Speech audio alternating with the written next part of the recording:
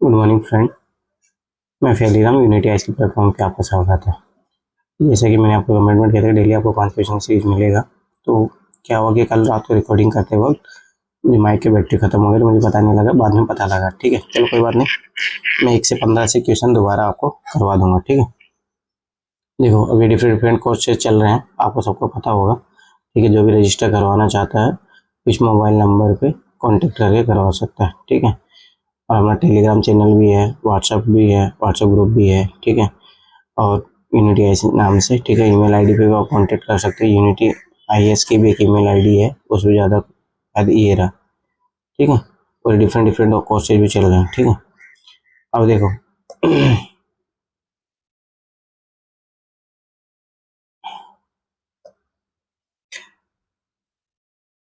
तो देखो मैं क्या करूँगा ना, हिंदी में करवाऊँगा आपको अपन, तो आपको जहाँ टर्मिनोलॉजी इंग्लिश वाली हो तो वहाँ इंग्लिश का भी यूज अपन करेंगे। ठीक है, फटाफट से मैं 15 क्वेश्चन करवा देता हूँ। ठीक है, कोई दिक्कत नहीं है। अब देखो पहली बात एक चीज़ याद रखना, जो पहली बात तो ए सीरीज है ये। ठीक है, ये चीज याद रखना, ए सीरीज है 2011 का पेपर, 2011 का पेपर है, उसका ए सीरीज है, ये चीज याद रखना। सब ए सीरीज के पेपर डाउनलोड करके लेके बैठना। ठीक, दूसरी बात, पेपर आप साथ में लेके बैठोगे तो मैं बता रहा हूँ बहुत ज़्यादा फायदा मिलेगा। जैसे जैसे जो मैं हाईलाइट करते जा रहा हूँ वो हाईलाइट करोगे तो बहुत ज़्यादा फायदा मिलेगा। ठीक है, अब फटाफट देखो, ये क्वेश्चन मैंने पहले भी करवाया तो ज़्यादा नहीं, 10 क्वेश्चन तक जो है फटाफट, मतलब 5 क्वेश्चन तो फटाफट करेंगे। 5 क्वेश्चन पे तो शायद वो कल डिले भी हो गए थे, कोई बात नहीं। 5 क्वेश्चन को तो मैंने पहले भी अच्छे से तरीके से डाल दिया था। 5 क्वेश्चन जो उसको अच्छे तरीके करेंगे, और आज जो नए 5 क्वेश्चन है उनको अच्छे तरीके से करेंगे। ठीक, देखो ध्यान से फटाफट। केंद्रीय बजट 2011-12। देखो एक तो पहली बात मैं क्या सिखा रहा हूँ, क्वेश्चन से आंसर निकालने के टेक्निक। क्वेश्चन से अपन को सेंस क्रिएट करेंगे, सेंस क्रिएट करके अपन आंसर तक पहुंचने का प्रयास करेंगे। अरे ये मैं बता रहा हूँ बहुत स्मार्ट तरीका है। जब दूसरी बात कहाँ पे तरीका काम अप्लाई कर, जहाँ पे देखो 20 से 25 क्वेश्चन ही आते हैं, और अब की बार तो ये हाल था कि 15 से 20 क्वेश्चन भी नहीं आ रहे थे पेपर में, जो डायरेक्टली आप श्योर हो 100%। ठीक है, तो मेरे कहने का मतलब है कि जब इस टाइप के एग्जाम में, तो उस टाइप में देखो सब भाई होता है 80 क्वेश्चन ऐसे होते हैं जो आपको टैकल करने हैं वहाँ पे जाके। ठीक है, तो वही टेक्निक मैं सिखा रहा हूँ, जो 80 क्वेश्चनों के साथ कैसे करना। जो 20-25 क्वेश्चन आपको आते हैं तो वो तो ऐसे ही कर लोगे आप। ठीक है, तो वो जो टेक्निक सिखा रहा हूँ ये चीज़ बहुत इंपॉर्टेंट है। ठीक है, ध्यान से समझना। ठीक है, केंद्रीय बजट 2011-12 में जे मूल स्फॉल्ट बाह्य स्फॉल्ट पर मूल सीमा शुल्क की पूरी छूट प्रदान की गई, इस पदार्थ का क्या महत्व है। ठीक है, बाह्य स्फॉल्ट है। ठीक है, अब इस पे देखो मान लो कस्टम ड्यूटी को एक्सटेंड किया गया है। ठीक है, कोई छूट दी गई है, तो सब ऐसी बात है, कोई चीज़ पॉजिटिव चीज़ होती है तभी उस पर छूट दी जाती है। ठीक है, तो पहली बात ये चीज़ याद रखना। ठीक, तो अब देखो कोई पॉजिटिव चीज़ है तभी छूट दी जाती है, तो इस क्वेश्चन की थीम क्या होगी, पॉजिटिव होगी। ठीक है, अब मैं देखो इसी क्वेश्चन को 2-3 मेथड से करवाऊंगा, वो ध्यान से समझना। ठीक, अब देखो पहली बात यहाँ से पढ़ना चाहिए कौन सा कथन सही है, ये पूछा है इसने। ठीक है, पॉजिटिव थीम होगी तो पॉजिटिव का पॉजिटिव अपन इम्पैक्ट देखेंगे। ठीक, दूसरी बात को अगर कोई किसी थीम के क्वेश्चन की थीम नेगेटिव रही तो नेगेटिव नेगेटिव देखेंगे अपन। ठीक है, ये चीज याद है। दूसरी बात, एक चीज ऑब्जर्व करना कि जो डाटा फैक्ट से गलत होते हैं उस तरीके से अपन करवाएंगे। दूसरी एक चीज याद रखना, न्यू जो टेक्नोलॉजी होती है, ठीक है, वो जो ओल्ड टेक्नोलॉजी होती है, देखो न्यू टेक्नोलॉजी जो रहेगी हमेशा अच्छी रहेगी ओल्ड टेक्नोलॉजी के कंपेरिजन, और थोड़ा महंगी रहती है। ठीक है, और ओल्ड टेक्नोलॉजी थोड़ा सा बेटर रहेगी और इसका सॉल्यूशन लाएगी न्यू टेक्नोलॉजी। ठीक है, तो यही सेम चीज़ यहाँ पे भी, यही चीज़ यहाँ पे भी अप्लाई हुई, ध्यान से देखना। अब देखो पहले ऑप्शन में यही लागू होगा। पारंपरिक एस्फॉल्ट के विपरीत बायो एस्फॉल्ट जीवाश्म ईंधनों पर आधारित नहीं होता। अब देखो सवाल की बात है कि जो पारंपरिक एस्फॉल्ट था वो जीवाश्म ईंधनों पर आधारित होता, तो सवाल से पॉल्यूशन क्रिएट करेगा, ये नहीं होता। तो पॉजिटिव चीज़ है, और अपन पॉजिटिव को पॉजिटिव अपन देख रहे हैं, तो ये तो आंसर का पार्ट बनेगा अपना। ठीक, अगला देखो, बायो एस्फॉल्ट अनवकरणीय साधनों से निर्मित, मतलब ये देखो यहाँ से पढ़ो, रिन्यूएबल, नॉन रिन्यूएबल। अरे नहीं, आप ये चीज सोचो कि जब ये जीवाश्म ईंधनों पर आधारित ही नहीं है, बायोफ्यूल्स पर आधारित नहीं है, ठीक है, मतलब फ्यूल्स पे आधारित नहीं है, तो सब अच्छी बात है, ये तो रिन्यूएबल सोर्स पे आधारित है ना, तो ये कॉन्ट्राडिक्शन हो गए यहीं पे। फर्स्ट और सेकंड स्टेटमेंट में कॉन्ट्राडिक्शन, तो फर्स्ट और सेकंड साथ में नहीं आएंगे। ठीक है, उन दोनों में एक तो जरूर आएगा। ठीक है, ये चीज याद रखो, और पहला तो आएगा तो अपने को पता था, तो डायरेक्ट आंसर आ जाता। तो पहले ओल्ड पैटर्न में इजी आंसर बहुत फाइंड आउट करना, 4 ऑप्शन पढ़ने की जरूरत भी नहीं पड़ती थी। पर कोई नहीं, अपन 1 2 3 4 नए पैटर्न के तहत भी करेंगे अपन। ठीक है, अब देखो ये तो पता लगे चारों के चारों सही नहीं है। ठीक, आगे बढ़ो, क्योंकि ये रिन्यूएबल सोर्स पे डिपेंड होगा ना कि नॉन रिन्यूएबल सोर्स पे। ठीक है, एक चीज याद रखना। बायो एस्फॉल्ट जैव अपशिष्ट पदार्थों से निर्मित हो सकता है। ये बात तो सही है और ये क्वेश्चन से भी अपने को लग रहा है अरे पॉजिटिव है, हो सकता है, ठीक है। और दूसरी बात जैव अपशिष्ट पदार्थों से, देखो यहाँ पे जो बायो एस्फॉल्ट है तो अपन खुद ही जानते हैं, देखो यहाँ से जैव, ये देखो यहाँ से भी कैच करो जैव, ठीक। तो सब ऐसी बात है, ये तो स्टेटमेंट सही है। अगर बायो एस्फॉल्ट से सड़कों की ऊपरी सतह पर बिछाना प्लास्टिक अनुकूल है, पॉजिटिव बात है। तभी तो सीमा शुल्क की छूट प्रदान की गई है, ठीक है। तो 3 स्टेटमेंट अपने सही है, ठीक है। तो चाहे ओल्ड पैटर्न चाहिए थोड़े फास्ट आंसर आ जाते थे, श्योरिटी रहती थी, कोई बात नहीं, नए पैटर्न जब धीरे अपन प्रैक्टिस करेंगे तो वो भी हो जाएगा, कोई बड़ा इश्यू नहीं है, ठीक। अब देखो इस टाइप के जो क्वेश्चन होते हैं ध्यान से फटाफट समझो। जब भी वो एमिशन गैस की बात करता है, देखो emission from the coal convention at the thermal power plant, देखो सभी थर्मल पावर प्लांट से बहुत सारी गैसें निकलती है और उसमें डिफरेंट टाइप के कोयला भी यूज किया जा सकता है। तो यूपीएससी कभी भी इस टाइप के क्वेश्चन में फंसने का चांस नहीं लेती है कि नहीं ये नहीं निकलता, ये सारी चीजें। दूसरी बात, इस क्वेश्चन का चीज नेगेटिव थीम है, नेगेटिव थीम है तो सभी की बात, अब ये जो सारी चीजें ये भी नेगेटिव है, तो नेगेटिव को मैंने क्या बोला था, नेगेटिव, तो ऑल आंसर आएगा। ये आगे ऑब्जर्व करते रहना, जहाँ से गैसें निकलती है वहां पे मोस्टली वो, क्योंकि देखो हो सकता है वो कहीं और निकल रही हो। अब ये क्वेश्चन तो इंडिया कॉन्टेक्स्ट में नहीं बोला, मतलब ऑस्ट्रेलिया की जो थर्मल पावर प्लांट है वहां से कोई निकल रही होगी ये, तो फिर क्या हो जाएगा, कौन सा कोयला यूज करे, ये भी बहुत डिफरेंट है। तो यूपीएससी हमेशा इसमें आराम से यही करती है कि वो ज्यादा फंसने का प्रयास नहीं करती, ठीक है। अब देखो अगला क्वेश्चन देखो फटाफट से। अब देखो मैं जो इस क्वेश्चन के थ्रू सिखाना चाहूंगा वो देखो, देखो क्वेश्चन सबसे मेन इंपॉर्टेंट है, जिस कौन को सही पूछा ध्यान से समझना, ठीक है। अब 1 2 3 4, ठीक।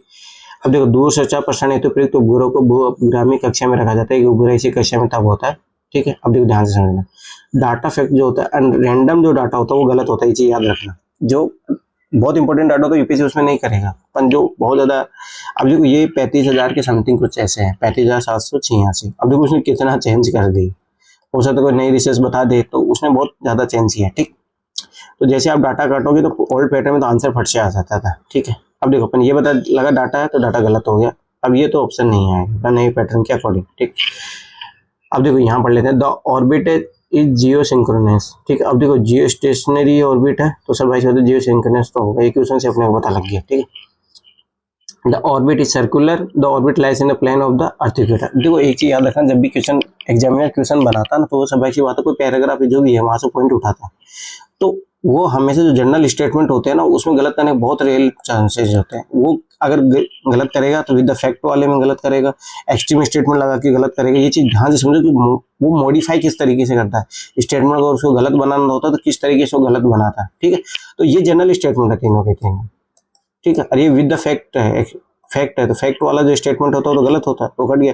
और ओड इवन वाला टाइप से भी कर सकते हो, ये सारे इवन हो गए, ओड हो गया तो ये नहीं आएगा, तो तीनों के तीनों आंसर हो गए, ठीक। जो मैं समझाना चाह रहा हूँ चीज ध्यान से समझो कि मतलब कि यूपीएससी किस तरीके से क्वेश्चन फ्रेम करती है, वो एग्जामिनर का माइंडसेट कैच करना सीखो, तो इससे आपको बहुत हेल्प मिलेगी कि वो किस तरीके के क्वेश्चन का अपन देखो डेली 5-5 क्वेश्चनों पे काम करेगा ना, बहुत बहुत प्रैक्टिस हो जाएगी अपनी, ठीक है। ये चीज याद रखना, ठीक। अब अगला देखो इसमें भी कौन सा कथन सही है, सबसे पहली बात उसने ये पूछा, यही अपन पढ़ेंगे। अब मैंने क्या बोला, जो डाटा फैक्ट दे रहे तो गलत होता है, मोस्टली 2023 तक भी गलत हुए, मैं फिर बता रहा हूँ, ये चीज ध्यान रखना। हाल ही के वर्षों में भारत में निरंतर उच्च खाद्य स्फीति मतलब इन्फ्लेशन है, हाई इन्फ्लेशन है, ठीक है। तो इसके कारण रीजन पूछ रहा अपने को, ठीक। सीधी बात है, क्वेश्चन यही है।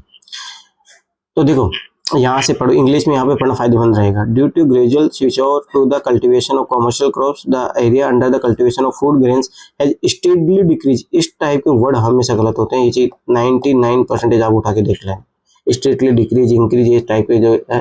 फिर दूसरी बात 5 ईयर अबाउट 30 डिग्री, ये डाटा है, डाटा तो ऐसे गलत होगा, तो ये तो गया। अब जैसे ओल्ड पैटर्न में तो फट से आंसर आ जाता था, ठीक है,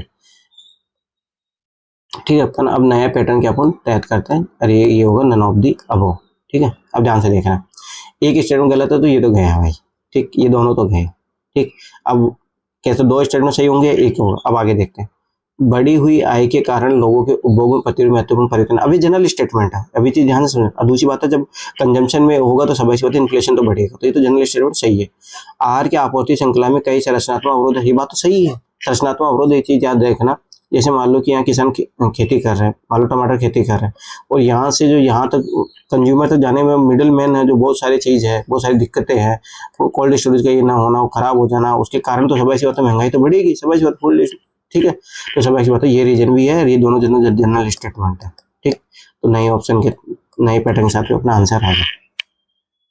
देखो दूसरी बात, ये चीज मैंने एक चीज बताई थी आपको कि पीटी के क्वेश्चन मेंस से पूछे जाता है, मेंस के क्वेश्चन पीटी में पूछे जाते हैं, और यूपीएससी सिलेबस है वो आपको रटा होना चाहिए। याद करो मैंने टारगेट पहले यही दिया था आपको कि सबको सिलेबस रटना है। देखो अब ये डायरेक्ट है ना, सप्लाई चेन वाला जो है, द फूड सप्लाई चेन है ना, ये मेंस का टॉपिक है डायरेक्ट। अब इतना सा भी कॉमन सेंस रखा होता तो आराम से क्वेश्चन आंसर आ जाता। ठीक, अब ठीक है आगे बढ़ते हैं हम। ठीक है,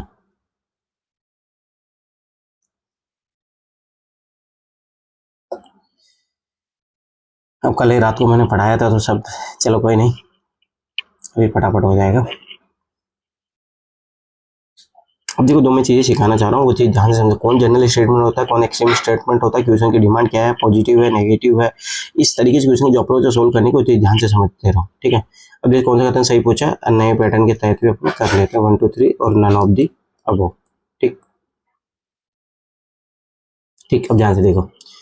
वर्तमान में वैज्ञानिक किसी गुणसूत्र में जीन इकाइयों का विन्यास अथवा उनकी सापेक्षिक स्थिति डीएनए अनुक्रमों को निर्धारित कर सकते हैं। अब देखो पॉसिबल, तो उसमें क्वेश्चन में पॉसिबिलिटी दे दी, जब पॉसिबिलिटी दे रहा तो पॉसिबल स्टेटमेंट तो सही होंगे। ठीक, यह ज्ञान हमारे लिए किस प्रकार उपयोगी है, पॉजिटिव सेंस में पूछे तो पॉजिटिव पॉजिटिव अपन देखेंगे। उसकी मदद से पशुधन वंशावली जानी जा सकती है। पॉसिबल स्टेटमेंट क्वेश्चन में पॉसिबल था, ये भी पॉसिबल स्टेटमेंट है, ये तो आएगा पॉजिटिव सेंस में। ठीक है, और कोई एक्सट्रीम स्टेटमेंट नहीं दिया, तो पहला तो आएगा, तो ये तो कट गया अपना। ठीक, उसकी मदद से सभी मानव रोगों के कारण ज्ञात हो सकते हैं, ये एक्सट्रीम स्टेटमेंट चला गया है। ये जनरल स्टेटमेंट है, डिजायरेबल स्टेटमेंट है, एक्सट्रीम स्टेटमेंट दूसरा। जैसे ही काटोगे आपका आंसर आ गया ओल्ड पैटर्न में। न्यू पैटर्न में देखो कि अब पता लग गया एक सही है एक गलत है, तो ये तो दो ऑप्शन गए अपने पास। ठीक, अब इसके लिए थर्ड पढ़ना पड़ता था, पहले थर्ड पढ़ने की जरूरत नहीं थी, डायरेक्ट आप आंसर मार के बाहर सकते, कोई बात नहीं। अब यूपीएससी देखो चाह रहा है कि आप एक एक स्टेटमेंट पढ़ो, ऐसे तुक्का मार के नहीं पास हो सकते। ठीक, कोई बात नहीं। उसकी मदद से पशुओं की रोग से नस्लें विकसित की जा सकती है। अब देखो पॉसिबल मैंने क्वेश्चन पूछा था, पॉसिबल मैंने में अब देखो सकते हैं, कैन भी याद रखना, ये सही होते हैं। मेन बात है समझो, जो है पॉजिटिव चीज है, पॉजिटिव पॉजिटिव देख रहे थे तो दो स्टेटमेंट सही होंगे। ये एक्सट्रीम स्टेटमेंट से गलत जाएगा, ये जनरल स्टेटमेंट है 1 एंड 3। ठीक है, दूसरी बात पॉसिबल मैंने बोला, पॉसिबल मैंने क्वेश्चन पूछा था तो अपना दो ऑप्शन आंसर आ गया। ठीक, अब देखो अगला क्वेश्चन देखो फटाफट। अब देखो मैं ये चीज समझाना चाह रहा हूँ कि देखो कि क्वेश्चन देखो जिस जिस अप्रोच में लेके चल रहा हूँ ना, देखो 2023 तक मैं तुम्हें इसी अप्रोच से क्वेश्चन सॉल्व कराऊंगा, ऐसे नहीं अप्रोच चेंज हो जाएगी अपनी, इसी अप्रोच से करेंगे अपन 2023 तक। मैं बता रहा हूँ ये चीज ध्यान से समझना।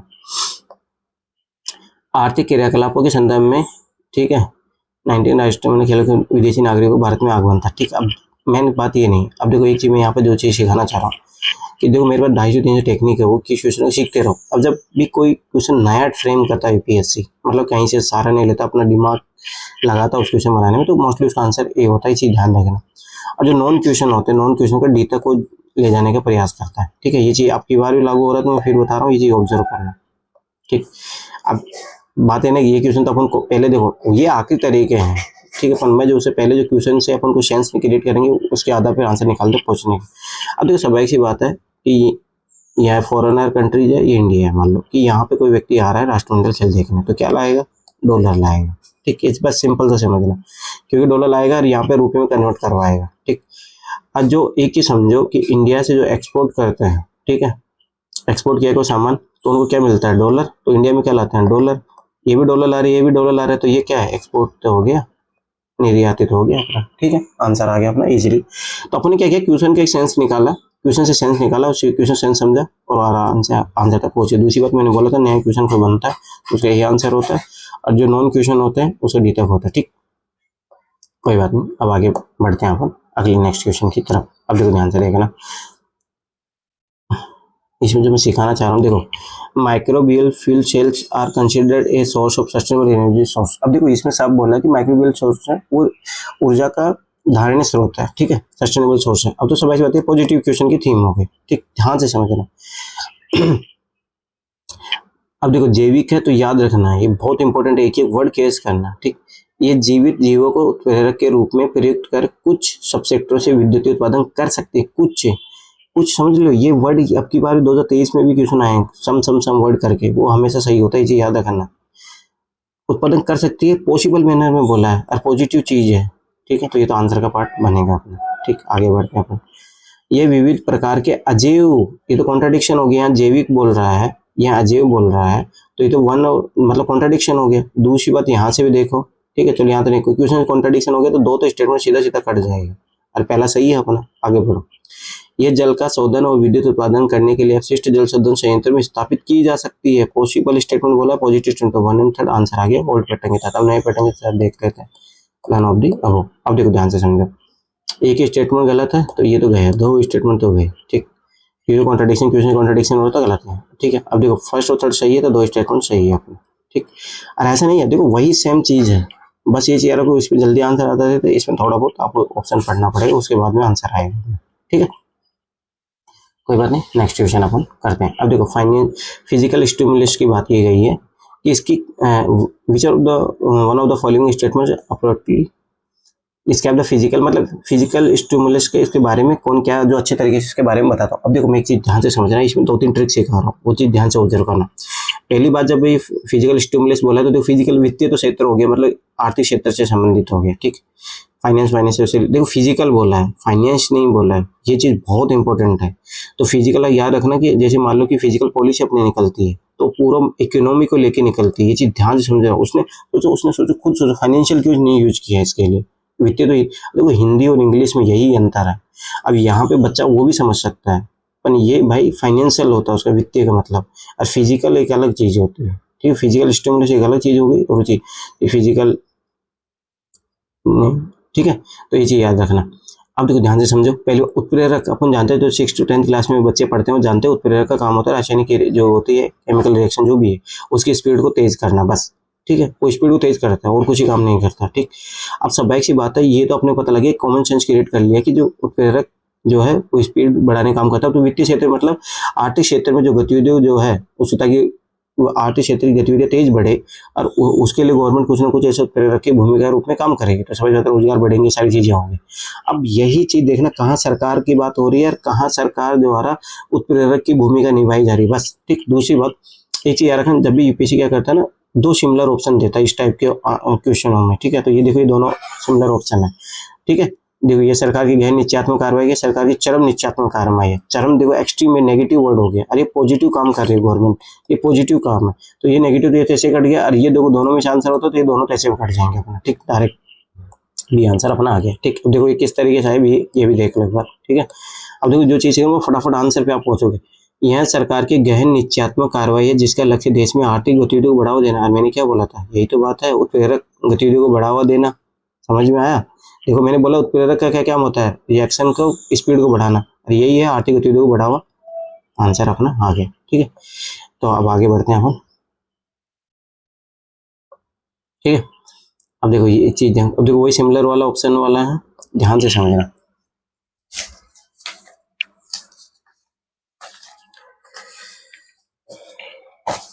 अब देखो ध्यान से समझना, जो चीजें मैं समझाने का प्रयास कर रहा हूँ इसमें, ठीक है। देखो आर्किटिक रीजन की बात की गई है, ठीक है। अब देखो ध्यान से, इंग्लिश मीडियम वाले मैं बता रहा हूँ, जैसे मैं हिंदी में पढ़े जा रहा हूँ आप उस टाइम इंग्लिश में पढ़ो, और जो मैं हाईलाइट करते जा रहा हूँ वो ध्यान से देखना, ठीक। अब देखो मुझे दोनों को लेके चलना पड़ेगा, ठीक, वो चीज ध्यान से समझना। अब देखो आर्कटिक क्षेत्र में ओजोन छिद्र का बनना चिंता का विषय है, इस छिद्र के बनने का संभावित कारण क्या है, ठीक है। अब ध्यान से समझना, वो रीजन पूछ रहा पहली बात, ठीक है। और अपने को पता है कि ओजोन लेयर है वो समताप मंडल में पाई जाती है, ठीक है, ठीक है। तो स्टोरिस्फेरिक क्लाउड, ठीक है, इसमें पाई जाती है। तो देखो जैसे अपने को पता लगा क्वेश्चन से सेंस निकला, तो सौमंडलीय विश्व भी तो कट गया भाई, सौमंडल से पाई जाती है, अपने अब पता समताप मंडल में पाई जाती है। और देखो अभी दोनों में सिमिलरिटी है, तो ये ऑप्शन जैसे कि ये तो ग्लोबल वार्मिंग का कारण है, तो इससे कोई मतलब नहीं, ठीक। दूसरी चीज अपने को पता है, जो बेसिक कॉन्सेप्ट आपको पता होनी चाहिए, देखो ये ट्रिक जब भी लगेगी। अब अपने को पता है कि ओजोन छिद्र सबसे बड़ा जो कारण है क्लोरोफ्लोरोकार्बन है, ठीक है, क्लोरोफ्लोरोकार्बन है, ये तो पता है अपने को, ठीक। विशेष दूरी वातावरण तथा संतापमंडलीय बादलों की उपस्थिति था क्लोरोफ्लोरोकार्बन का अंतर प्रभाव। अब देखो दूसरी बात पता है, मेथेन की जो भूमिका है वो इसमें नहीं है, वो ग्लोबल वार्मिंग में उसकी भूमिका है, ये अपने को पता है, आंसर अपना आ गया। तो मैं बता रहा हूँ कि कैसे छोटे छोटे जो कॉन्सेप्ट है आपके पास, छोटी छोटी, इसीलिए बता रहा हूँ ना, ज्यादा रिसोर्स को बढ़ावा देने की जरूरत नहीं है अपने पास। जो आपके पास चीज है, आप बेसिक चीजों को अच्छे तरीके से जैसे मान लो 6 to 10 एनसीईआरटी हो गया, एनसीईआरटी को अपना बेस बनाओ, ठीक है। अगर आपने कोचिंग की तो क्लास नोट को अच्छे तरीके से बेस बनाओ, ठीक है। उसके बाद एक एडवांस बुक पढ़ लो, बस, उसके अलावा कुछ भी जरूरत नहीं। अब ऐसा नहीं है, मैं फिर बता रहा हूँ, कोचिंग वाले क्या करते हैं, चीज ध्यान से समझने का प्रयास करना। मेरी जो कोचिंग है इसमें अंतर मैं आपको बता देता हूँ। मैं सीधा जहाँ होगा क्रिटिसिज्म करूंगा। कोचिंग वाले जो गलत होते हैं, इसलिए मैं मेंटरशिप में बच्चों को टू द पॉइंट गाइड करता हूँ। देखो बात ये है कि जो गलत चीज़ गलत ही रहेगी। अब जैसे आपकी बार कोचिंग वाले देखना बोल रहे कि क्वेश्चन बुक से भी, स्टैंडर्ड बुक से भी नहीं आए, ये है वो, बात ये नहीं है। परंतु मैं फिर मैं बता रहा हूँ, चाहे स्टैंडर्ड बुक आपने एनसीईआरटी पढ़ा है तो क्वेश्चन सोल्व कर लोगे, वो चाहे डायरेक्ट उसमें नहीं दिया हो, पर एक सेंस डेवलपमेंट होता है। जब आप तैयारी करोगे ना, एक डेवलपमेंट होता है व्यक्ति का, मानसिक होता है। तो आप धीरे धीरे 10 बार एनसीईआरटी को पढ़ोगे, आप स्टैंडर्ड बुक को 10 बार पढ़ोगे, तो ऑटोमेटिक वो सेंस डेवलप हो जाता है, तो ताकि आप क्वेश्चन सोल्व कर लोगे। इस दुनिया में ऐसा कोई नहीं, यूपीएससी कभी ऐसा नहीं डायरेक्ट क्वेश्चन उठाएगी। तो इसका मतलब ये नहीं कि अब हम अपने सोर्स चेंज कर देना, ये चीज याद रखना, ये सबसे बड़ी खासियत है, ठीक है। अब देखो अगला क्वेश्चन, देखो ध्यान से समझना। अब देखो यही क्वेश्चन सही मौके 2023 में आया। मैं बार बार तुम्हें देखो लगभग 60-70 क्वेश्चन में तुम्हें 2023 वाले पेपर में मैं बता दूंगा। बस बात है कि उसको किस तरीके से अपन को अप्रोच करना चाहिए। देखो इस तरीके से नहीं होगा। अब जैसे यहाँ पे करंट अकाउंट डेफिसिट है, ठीक है। अब ये टॉपिक मैं अच्छे तरीके से कराऊंगा। Current account deficit, capital account, जो मेरा 999 कॉस्ट लॉन्च है, उसमें मैं अच्छे तरीके से कराने वाला हूँ। ये चीज ध्यान से समझो, ठीक है। उपयुक्त में से कौन सी क्रिया चालू खाते घटाने में सहायक साबित हो सकती है? अब देखो इसने पहले पॉसिबल मैंने पूछा। अब चालू खाता घाटे को घटाना। अब देखो स्वाभाविक सी बात है, आपका करंट अकाउंट डेफिसिट है, भाई सीधी सी बात है। अब देखो ये देश के संदर्भ में समझो, आपका करंट अकाउंट डेफिसिट है, तो अगर इंपोर्ट आप ज्यादा करोगे तो स्वाभाविक सी बात है वो करंट अकाउंट डेफिसिट ज्यादा और बढ़ जाएगा। तो स्वाभाविक बात है, पहले तो क्या करना पड़ेगा, इस पर रिस्ट्रिक्शन लगाना पड़ेगा, जो जरूरी है उसी को मंगा जाए। दूसरी बात, एक्सपोर्ट को बढ़ाना पड़ेगा, तब ये कम होगा, ठीक है, इसी याद रखना। अब एक्सपोर्ट को बढ़ाने के लिए गवर्नमेंट क्या करती है कि वो जो करेंसी होती है उसका डिवैल्यूइंग द डोमेस्टिक करेंसी वो करती है, ठीक है, अवमूल्यन करती है। तो एक ही तरीका होता है, ठीक है। उससे क्या होता है, ज्यादा एक्सपोर्ट करोगे, ज्यादा पैसे रिकवर होंगे, ठीक है, इसी ध्यान से रखना। अब वो करंट अकाउंट डिफिसिट हो जाए। अब देखो इसी को पढ़ते हैं हम, जो सरकार द्वारा लिए जा सकते हैं। पहली बात, ये क्वेश्चन है ना, एक एक इंपॉर्टेंट है, यहाँ सरकार द्वारा पूछ रहा हूँ, ठीक है। घरेलू मुद्दों का मूल्य सरकार कर सकती है, ये बात सही है, तो ये तो होगा आंसर का पार्ट, ठीक है। 1 2 या 1 3 में से आंसर आएगा। निर्यातों को मिलने वाली आर्थिक सहायता में कटौती, अरे निर्यातों को आर्थिक सहायता में कटौती मिल जाए तो करंट अकाउंट डेफिसिट और ज्यादा बढ़ जाएगा। ये तो नेगेटिव चीज है यार, अपन पॉजिटिव देख रहे हैं यहाँ पे, तो ये नेगेटिव है, ठीक है। तो मतलब दो नहीं होगा, आंसर तो आ गया ओल्ड पैटर्न में इजीली। अब देखो ओल्ड पैटर्न में ये चीज ऑब्जर्व कर जा रहे हो, तीसरे स्टेप पढ़ने की जरूरत नहीं, पर नए पैटर्न में आपको पढ़ने की जरूरत पड़ेगी, कोई बात नहीं, नन ऑफ दी अब, ठीक है। अब ध्यान से देखो, एक तीनों तो सही है नहीं, अब दो बचे अपने पास, ठीक। उन उपयुक्त नीतियों को लागू करना जिसे देश में अधिक एफडीआई तथा एफआईआई अधिक नीति है। अब भाई सब ऐसी बात, ज्यादा एफडीआई आएंगे, एफआईआई आएंगे, तो सब ऐसी बात है कि अपने को इम्पोर्ट कम करने की चीजें जरूरत पड़ेगी, कि खुद ही टेक्नोलॉजी लाएंगे, पॉजिटिव बात है। तो 1 2 के 2 स्टेटमेंट सही है। अरे एक चीज में सोचो, अब की बार इस नए पैटर्न से 48 क्वेश्चन आए थे। एक चीज ऑब्जर्व कर रहे हो, अपन इतने सारे क्वेश्चन कर लिए हैं, अभी 10 तक क्वेश्चन तो पहुंच चुके हैं, सबको 2 स्टेटमेंट आंसर आ रहा है, जिसमें 3 है। तो सोच लो कि जिसने आंख मूर के भी अपेयर मारा, मैं बताऊं पीटी अपेयर उन लोगों का भी निकल रहा है जिनको कुछ भी, मतलब देखो ये पेपर सबके लिए ऐसा था कि मैं बता रहा हूँ, मैं भी 6 साल से तैयारी कर रहा हूँ। अब वो ऐसा क्वेश्चन थे कि अब उसमें क्या ही तुम करोगे, एक स्टेटमेंट के बारे में पता है, 2 के बारे में नहीं पता है। अब जिसने 2 स्टेटमेंट भी लगा के आगे उनके 30 क्वेश्चन सही हो जाएंगे। उल्टा यूपीएससी ने तो इतना खराब सिस्टम कर दिया, अब की बार वो सोच रहे कि नहीं हम क्रीम बच्चे निकालेंगे जो पढ़ के आए होंगे, नहीं इसमें वो बच्चे लगेंगे जिनका लक फैक्टर अच्छा रहा, जिसने मारा तुक्का एकदम वो हो गया पास। लो यूपीएससी को और अच्छे ब्यूरोक्रेट मिलेंगे आप। तो कभी क्या होता है ना, बहुत ज्यादा और स्मार्ट बनने के कारण में आखिर में अपना ही वो नुकसान कर लेते। चलो कोई बात नहीं, जो भी है अपने को तो देखो रेडी रहना है हर चीज के लिए, चीज याद रखो, ठीक है। बात है देखो अपने को बनना है, तो चाहे वो कैसे भी करे अपने को तैयार रहना है। अब देखो सभी जब इंडियन आर्मी जो मान लो बॉर्डर पे खड़ी रहती है, ठीक है, ये चीज ध्यान से समझना। अब चाइना पाकिस्तानी वालों को नई नई चीजें कर रहा हो, और सभी जो तो अपने करते रहते हैं। अब इसका मतलब ये नहीं है कि हम ओल्ड हथियारों के साथ ही हम खड़े रहें, उन्होंने भी चेंज किया तो हम अपने भी बढ़ाएंगे ना, अपने सोच बढ़ाएंगे, तभी तो हम सामना कर पाएंगे चीजों का। तो यूपीएससी अपने आप को कर रही है, तो अपन उसी अकॉर्डिंग तैयार रहेंगे, अपने नया अस्त्र तैयार रखेंगे अपन ठीक है, कोई बात नहीं, आगे बढ़ते हैं, ठीक है। तो आज के नए जो 5 क्वेश्चन है, ये तो 10 क्वेश्चन जो कल हो गया था, मैंने वीडियो भरा, अब आराम से ध्यान से समझना। सही उत्तर पूछ रहे हैं, ठीक है। इसका इस कोचिंग वालों ने आज भी इसका आंसर गलत देके रखा, जो भी है एक्सवाइजेड अपन यूपीएससी का जो है भाई देखो, अब इसमें ईगो नहीं लेना कि नहीं यूपीएससी ने गलत आंसर देके रखा, बात ये नहीं है। बात ये कि भाई यूपीएससी जो माना है उसी से पास हो गया, ठीक है, एग्जाम उससे निकलेगा। मुझे भी जब लगा था 2020 वाले में मेरा सीसेट 2 क्वेश्चनों से रुका था, तो मुझे आज तक विश्वास नहीं है कि वो मैथ ऑप्शनल का मैं होने के स्टूडेंट के बावजूद उसने भी मेरा क्वेश्चन गलत कैसे कर दिया था। तो बात ये नहीं रहे, बात है कि यूपीएससी जो आंसर मानता है वो मानता है। अब बात तो उसी पैटर्न से अपन आगे बढ़ना, ठीक है।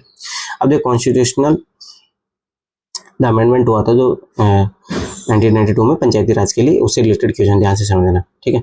संविधान 73 संशोधन अधिनियम 1992 जिसका लक्ष्य देश में पंचायती राज संस्थाओं को प्रोत्साहित करना। अब देखो यही क्वेश्चन बहुत सारे स्टेट पीसीएस में एग्जाम बन जाएगी। 1973 जो कॉन्स्टिट्यूशन अमेंडमेंट किसके लिए आया था, कब आया था, ठीक है। तो यही बहुत सारे क्वेश्चन, तो यूपीएससी क्वेश्चन की एक खासियत है, इन क्वेश्चन को बार बार करोगे ना आपके, जैसे मान लो कि अपन ये 2300 क्वेश्चन करेंगे, 2300 नहीं, आपके मान के चलो एक मतलब 10,000 क्वेश्चन आपके तैयार हो जाएंगे इससे, क्योंकि यूपीएससी क्वेश्चन में यही खासियत है, ठीक है। आप देखो ध्यान से, अब देखो यहाँ पे जो इंपॉर्टेंट है, प्रोत्साहित करता वो पूछ रहा है आपसे, ये नहीं पूछ रहा कि किस किस की व्यवस्था करता है, ये चीज बहुत इंपॉर्टेंट है। प्रमोटिंग प्रमोटिंग, इसलिए कोचिंग वाले सब इसका 2 आंसर देके रखे, पर मैं बता रहा हूँ देखो ये चीज ध्यान से समझने का प्रयास करो। नहीं, ये वाला आंसर देके रखे हैं कोचिंग वाले 2 एंड 3, ठीक।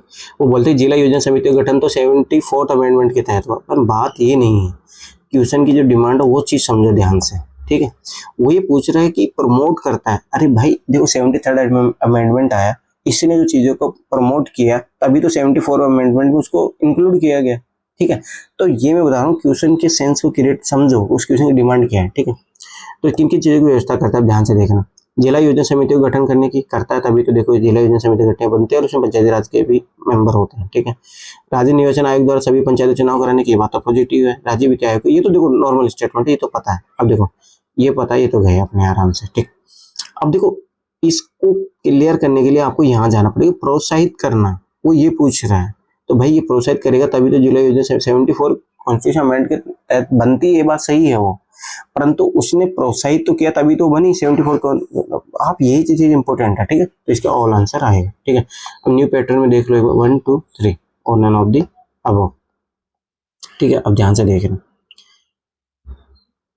देखो ये तो पता है कि राज्य निर्वाचन आयोग द्वारा सभी पंचायत चुनाव कराने के लिए तो है, ये राज्य वित्त आयोग होगा, तो 2 स्टेटमेंट तो सही है, तो ये तो गए अपने, ठीक है। अब 2 होंगे 3 होंगे, अब ध्यान से समझना। अब इसके लिए आपको जाना पड़ेगा इसमें, अब ये पॉसिबल मैंने पूछ लिया, प्रोत्साहित करना, तो प्रोत्साहित कोई भी चीज कर सकती है। जैसे मैंने एक चीज याद रखना कि आगे अपन क्वेश्चन आएंगे तो उसमें चीज ऑब्जर्व करना कि जैसे मान लो कि प्रभाव डालते हैं तो उसमें ऑल आंसर आता है, तो प्रोत्साहित करना तो प्रोत्साहित कर सकता है, डायरेक्ट इनडायरेक्ट वैसे करेगा, तो ऑल आंसर आएगा, 3 के 3 स्टेटमेंट सही आएगा। तो ये जहाँ पे ऑल आंसर आ रहा है वो चीज ध्यान से समझो, कौन से क्वेश्चन में किस तरीके से आ रहा है, किस कारण से आ रहा है, ये चीज बहुत इंपॉर्टेंट है, ठीक है। अब आगे देखो, ठीक है। अब देखो ये क्वेश्चन आपके, फिर मैं बता रहा हूँ, फिर आया आपकी बार में, फिर बता रहा हूँ 2023 में मैंने जब भी पहले भी पेपर में जब करवाया था, मैं बोला था कि ये एक एक ऑप्शन पे काम करो। अब देखो चाहो तो आप खुद से कर लो, नहीं तो मैं जो प्रोग्राम करने वाला हूँ उसमें मैं यही करवाने वाला हूँ, एक एक ऑप्शन, चांदीपुर ऑनसी, गोपालपुर ऑनसी, शिमलीपाल, ये सब मैं आपको दिखाऊंगा एक एक चीज, ठीक है। तो मेरा कहने का मतलब है ये की चीज आप खुद से कर लो, कोई दिक्कत नहीं, मैं आपको तो तरीका तो दिखाई दिया भाई, ये रास्ता है प्रीलिम्स क्लियर करने का, मेंस क्लियर करने का, इंटरव्यू, ये सारी वो मैं आपको रास्ता बता दूंगा। चाहो तो आप अपने अकॉर्डिंग आगे बढ़ो, से कोई दिक्कत नहीं, या आप हमारा सहयोग लेना चाहते थे हमारा कोर्स ज्वाइन करो, सीधी सिंपल सी बात है, ठीक है। अब देखो ये क्वेश्चन ध्यान से समझना। अब मैंने क्या बोला था कि ये भी याद रखो, जब कोई नया क्वेश्चन बनता है, नया क्वेश्चन उसे कोई नया, देखो ये पूरा नया क्वेश्चन है, तो उसे मैंने क्या बोला था, आंसर ये आता है। और जो मान लो किसी रिसोर्स की सहायता से बनता है क्वेश्चन, तो मान लो कि नॉन क्वेश्चन होता है तो डी आंसर तक पूछा जाता है। देखो ध्यान से समझना, 2 महत्वपूर्ण नदियां हैं जिनमें से एक का स्रोत झारखंड में और जो उड़ीसा में दूसरे नाम से जानी जाती है, ध्यान से समझो एक ही चीज, तथा दूसरी जिसका स्रोत उड़ीसा में है, समुद्र में प्रवाह करने से पूर्व एक ऐसे स्थान पर संगम करती है जो बंगाल की खाड़ी से कुछ ही दूर है, ठीक है। यह वन्य जीवन तथा जैव विविधता का प्रमुख स्थल है और यह सुरक्षित क्षेत्र निम्नलिखित में कौन सा है। अब देखो बायोडाइवर्सिटी के लिए पूछा है, ठीक है, और संरक्षित क्षेत्र है, ठीक है। सुरक्षित क्षेत्र है तो मतलब कंजर्व जो है एरिया, प्रोटेक्टेड एरिया है वो, ठीक है। अब देखो अपने को पता है भीतरकनिया उड़ी का बहुत फेमस है ये, ठीक है। ये तो अपने को उड़ीसा में भी है, ठीक है। तो आंसर ये आ गया। दूसरे में नया क्वेश्चन बता, देखो चांदीपुर से ये मिसाइल विसाइल के लिए अपन वहां से लॉन्च करते हैं, ठीक है, ठीक है, ये चीज याद रखना। शिमलीपाल एक टाइगर रिजर्व है, और ये बोला बायोडाइवर्सिटी के लिए, तो बायोडाइवर्सिटी भीतरकनिका का राष्ट्रीय उद्यान भी है वहाँ पे, तो ये ज्यादा पॉपुलर है, ठीक है, ये चीज याद रखना। और किसी ने जिसने बेसिक भी पढ़ा होगा इस क्वेश्चन को आराम से कर सकता है। जो मेरा जो ट्रिक है कि मतलब नया क्वेश्चन फ्रेम हुआ, नया दिमाग लगाया है, तो उसमें आंसर होता है, ठीक है। दूसरी बात है, देखो एक चीज याद रखो, अब ये आगे यूपीएससी क्या करता है ना, इसी ऑप्शन को उठा के क्वेश्चन पूछ लेगा, शिमलीपाल के बारे में फिर आगे उसने पूछा है ये टाइगर रिजर्व है उड़ीसा में, ठीक है, तो याद रखना। तो इन ऑप्शनों पे काम कर लेना एक बार जाके, ठीक है। यूपीएससी यहीं से क्वेश्चन बनाते हैं, ये चीज ऑब्जर्व करो, ठीक। चलो आगे बढ़ो।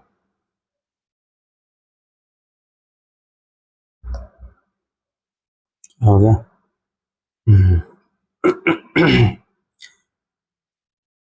अब देखो ये चीज याद रखना, जो मेन बात है अपने को ध्यान से समझना, यही क्वेश्चन सेम रिपीट होते रहते हैं, ये चीज याद रखना, ठीक। A rapid increase in the rate of inflation is sometimes attributed to the base effect. What is the base effect? अब देखो इस टाइप क्वेश्चन में मैंने पहले बताया था एक चीज आपको, ये अपने को पूछ रहा है कि बेस इफेक्ट क्या है। अब देखो ये जब भी ऐसे इस टाइप के क्वेश्चन, तो ये बस इसको पकड़ो, इसी से क्वेश्चन आएगा, ठीक है। दूसरी बात हो रही है इसमें इन्फ्लेशन की, बस ये चीज दो तीन इंपॉर्टेंट है, क्वेश्चन से ये सेंस आया। अब ध्यान से देखो, यह जहाँ पे बेस की बात हो रही है वो अपने को स्टेटमेंट पकड़ना है, और जहाँ पे इन्फ्लेशन की बात हो रही है, यह फसलों के खराब होने से आपूर्ति उत्पन्न उग्र अभाव का प्रभाव, ऐसा कुछ ही नहीं, ठीक है। अब देखो इसका दो, it is the impact of the drastic deficiency in the supply due to the failure of the crops, ऐसा कुछ है? ऐसा होता तो एग्रीकल्चर देता कुछ वर्ड अपने को, ठीक है, ऐसा कुछ ही नहीं, ठीक। यह तीव्र आर्थिक विकास के कारण तेजी से बढ़ रही मांग का प्रभाव है, ठीक है। मेरा कहने का मतलब है, देखो जहाँ पे आधार की बेस की बात हो रही हो, ऐसा कोई स्टेटमेंट पकड़ो। अब देखो ये तो डिमांड वाला हो गया, तो ये हो गया मांग प्रभाव होता, इसी ध्यान से समझो क्वेश्चन किस फ्रेमिंग में बन रहा है और आंसर किस फ्रेमिंग में आ रहा है, ठीक। यह विगत वर्षों की कीमतों का स्फीति दर की गणना पर आया प्रभाव है। अब देखो यही चीज सबसे मेन इंपॉर्टेंट है, विगत वर्ष क्या हो जाएगा? आधार। ध्यान से समझना ये चीज, ये बेस बन गया कि उस बेस के आधार पर यह विगत वर्ष की कीमतों की स्फीति दर पर गणना पर आया प्रभाव, तो यही तो है आधार प्रभाव, ठीक है। दूसरी बात स्फीति, देखो स्फीति इसमें भी मिल गया। अब देखो महंगाई इसी में मिल रहा है और किसी में, देखो एक बार दोबारा हटा के देखो, ये क्लियरिटी आपको लाओ, देखो ध्यान से समझे, यहाँ पे स्फीति दर है, देखो अभी स्फीति दर ना इसमें दिया है ना इसमें दिया है, देखो स्फीति दर इसमें दिया है। पहली बात आधार प्रभाव अपने को देखना, आधा विगत वर्षों की कीमतों का, तो ये क्या हो जाएंगे? ये आधार हो जाएगा, ठीक है। गणना पर आया प्रभाव, आंसर आ गया अपना से। तो मेरा कहने का मतलब है कि किस तरीके से इस टाइप के जो नई क्वेश्चन होते हैं उसको किस तरीके से टैकल किया जाए, ठीक है, ये चीज ध्यान से समझना। तो अपना ये क्वेश्चन आंसर आ गया अपना, ठीक है। अब आगे बढ़ते हैं अपना अगला क्वेश्चन।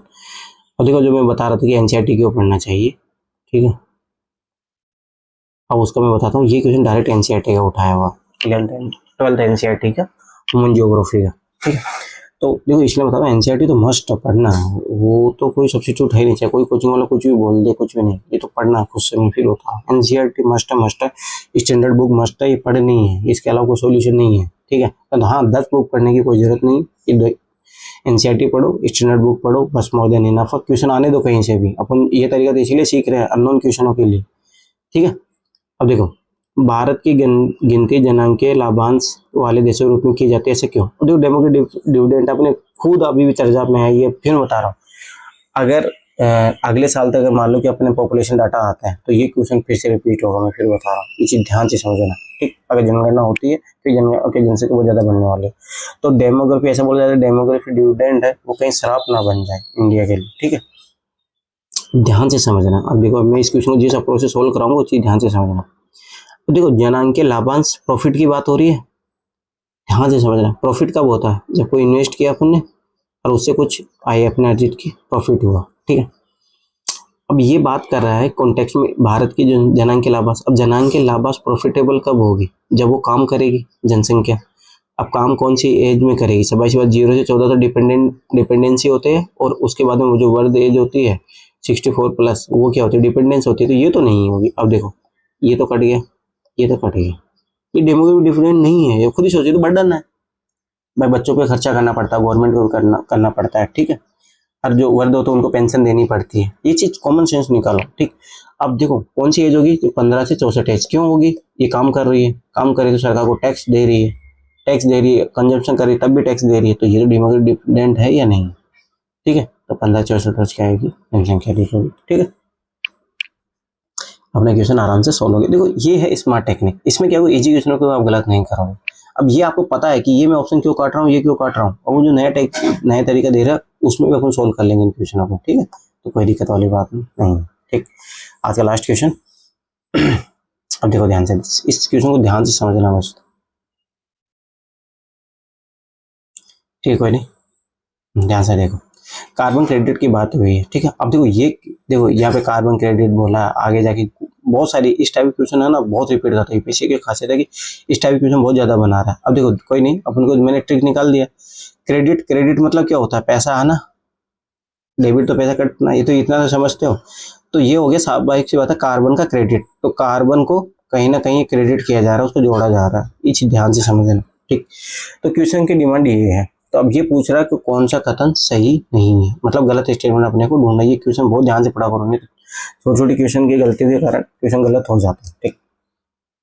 अब तो ध्यान से देखो, कार्बन क्रेडिट प्रणाली क्योटो प्रोटोकॉल के संयोजन में स्पष्ट की गई थी। कोई बात नहीं, अपने को नहीं पता है, अपन फिर उदाहरण टिक मार्क मत भागना, आगे पढ़ेंगे, हो सकता है इसे गलत स्टेटमेंट डायरेक्ट दे दिया जाए, अपन आराम से क्वेश्चन सॉल्व हो जाएगा, ठीक।